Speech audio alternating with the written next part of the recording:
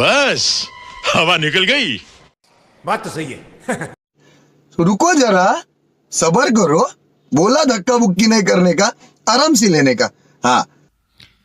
Welcome दोस्तों। जैकी चैन $400 million का मालिक है, लेकिन उसने अपनी तमाम दौलत चैरिटी के लिए वक्फ कर दी है और बेटे से कहा है अपना खुद कमाए। एक हमारा कल्चर है कि 10-10 नस्लों के लिए इकट्ठा करके जाते हैं, जबकि ज़िंदगी एक लम्हे का भरोसा नहीं। कभी इस तरह की खबर यहाँ भी सुनी है कि कोई अमीर व कबीर सरमायादार कहे कि मैंने अपनी दौलत खैरात कर दी है? हरगिज़ नहीं।